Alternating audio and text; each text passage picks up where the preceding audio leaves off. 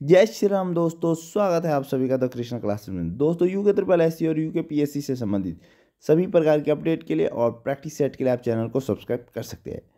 तो दोस्तों आप सभी को मैंने कुछ दिन पहले ही कहा था कि जो यूके ट्रिपल एससी के अध्यक्ष है मार्तोले जी, उन्होंने कहा है मंडे तक डेट आ जाएगी, लेकिन ऐसा नहीं हुआ। इसका जो तथ्य है हमें खुद भी ज्ञात नहीं है क्यों नहीं ऐसा हुआ, क्योंकि अध्यक्ष जी है, जिम्मेदार उनका बयान होना चाहिए। कोई बात नहीं, कुछ कारण रहे होंगे, लेकिन मैं आप सभी को बता दूं, उन्होंने दूसरी डेट भी बताई थी 15 मार्च, तो शायद तब तक अपडेट मिल जाए। और आज की जो डेट है 3 मार्च, आज जो 3 मार्च है, आज हाई कोर्ट भी वन दारोगा पर अपना बहस सुनेगा, निर्णय देगा। कुछ ना कुछ किस दिशा में जाता है वन दारोगा का जो ये पेपर है, लेकिन इतना निश्चित है लगभग लगभग कि ये जो पेपर है वो होकर रहेगा। तो आपको मैं बता दूं, ये जो पेपर है, इतने भी ये पुराने प्रैक्टिस सेट है, ये आपको करवाए जा रहे हैं, और इसको टेलीग्राम में भी आपको ज्वाइन होना है, वहाँ पे भी ये करवाए जा रहे हैं। क्योंकि मैंने कहा था जब तक नोटिफिकेशन नहीं आता वन दारोगा का, तब तक मैं आपसे फ्री तैयारी करवाऊँगा। तो शुरू करते हैं दोस्तों। पहला क्वेश्चन, फॉर्मेल्डिहाइड में NHSO3 का योगज डैश डैश का उदाहरण है। किसका उदाहरण है दोस्तों? नाभिकराजी योगज। ठीक है। इलेक्ट्रॉन समृद्ध अशुद्धता के साथ अपमिश्रित डोपित सिलिकॉन डैश डैश का निर्माण करते हैं।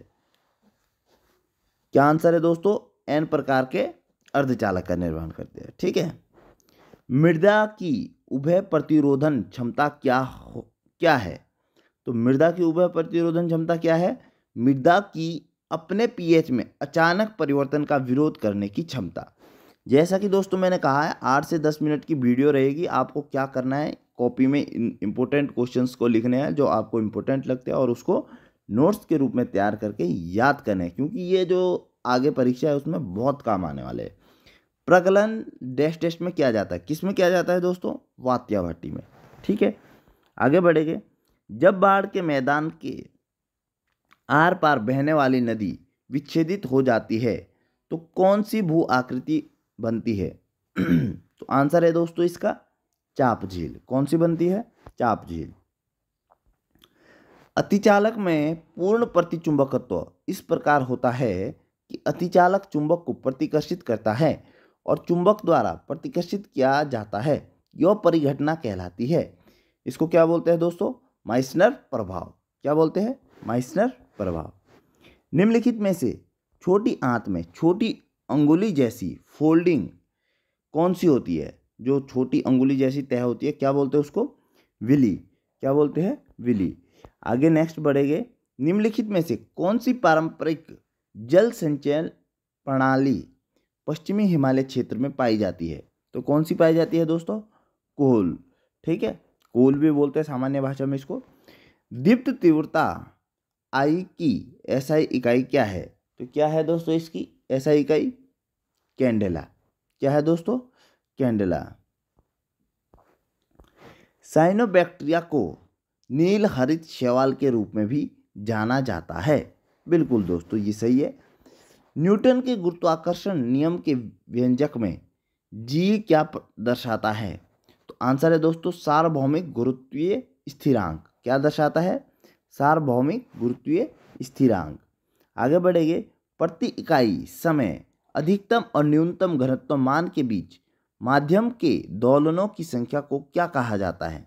तो आंसर क्या है दोस्तों? आवृत्ति। क्या कहा जाता है? आवृत्ति।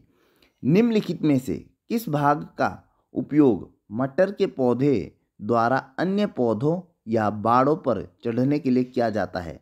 तो आंसर है दोस्तों बेल। ठीक है, आगे बढ़ेंगे। फास्फोरस में कितने संयोजी इलेक्ट्रॉन मौजूद होते हैं? तो आंसर है दोस्तों 5।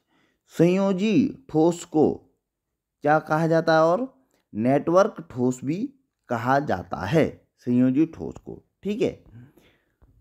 कौन सा नियम कहता है कि किसी पिंड की गतिज ऊर्जा में परिवर्तन पिंड पर शुद्ध बल द्वारा किया गया कार्य है?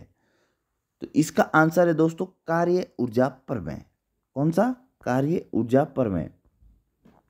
1972 में पर्यावरण के मुद्दों पर प्रथम बड़ा अंतर्राष्ट्रीय सम्मेलन डैश टेस्ट में आयोजित किया गया था? तो आंसर क्या है दोस्तों? स्टॉकहोम। कहाँ किया गया था? स्टॉकहोम। ठीक है, आगे बढ़ेंगे। राजेंद्र सिंह को सामान्यतः किसके भारत के जल पुरुष के रूप में भी जाना जाता है? राजेंद्र सिंह भारत के जल पुरुष। ठीक है, अनाज भंडारण में नीम के पत्तों की क्या भूमिका है? तो इसका आंसर क्या है दोस्तों? यह अनाज भंडारण में जैव कीटनाशक के रूप में कार्य करता है। ठीक है, किसके रूप में? जैव कीटनाशक के रूप में। प्रतिरोधकों के श्रेणी क्रम संयोजन में विद्युत परिपथ के प्रत्येक भाग में धारा समान रहती है। ठीक है, श्रेणी क्रम में धारा समान रहती है। किस देश को पवनों का देश कहा जाता है? तो डेनमार्क दोस्तों, डेनमार्क को कहा जाता है पवनों का देश। संकटदायी अपशिष्टों की सीमा पर आई गतिविधियों के नियंत्रण और उनके निपटान पर निम्नलिखित में से कौन सा सम्मेलन है? तो कौन सा सम्मेलन है दोस्तों? बेसल सम्मेलन।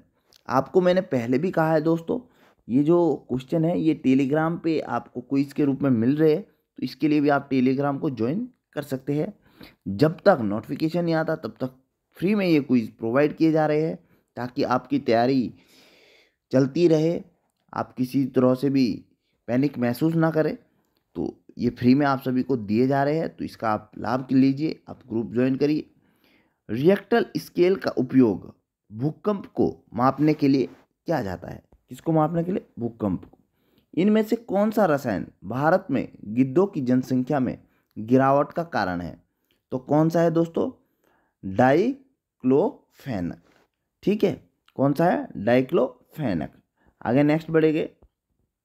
वन्य जीव अधिनियम कब अधिनियमित किया गया था? तो आंसर है दोस्तों 1972। क्या आंसर है? 1972। आगे बढ़ेंगे।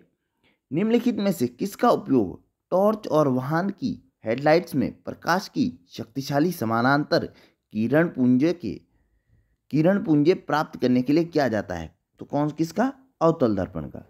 ठीक है, डैश डैश में तंत्र का तापमान घटता है? किस में घटता है दोस्तों? रुद्धोष्म प्रक्रम में या प्रसार में। तो आज के लिए दोस्तों इतना ही, आपको अगली वीडियो में इससे आगे करवाया जाएगा। तब तक के लिए दोस्तों आपको इसको पढ़ना है, इसके अच्छे से नोट्स बनवाने हैं और अपनी तैयारी जारी रखनी है, क्योंकि एग्ज़ाम होगा और जहाँ तक मुझे लगता है एग्ज़ाम मई में होगा। तो आप अच्छे से अपनी तैयारी करिए, नोट्स बनाइए प्रॉपर और लगे रहिए पढ़ने। और 2 महीने आपके पास मुश्किल से बचे हैं। 50 दिन आप इसको मान सकते हैं, 50 दिन में आप बहुत कुछ कर सकते हैं। इसका अच्छे से रिवीजन करिए। बाकी दोस्तों ऑल द बेस्ट। अपना ध्यान रखना, अपनों का ध्यान रखना। जय हिंद, जय भारत, जय उत्तराखंड।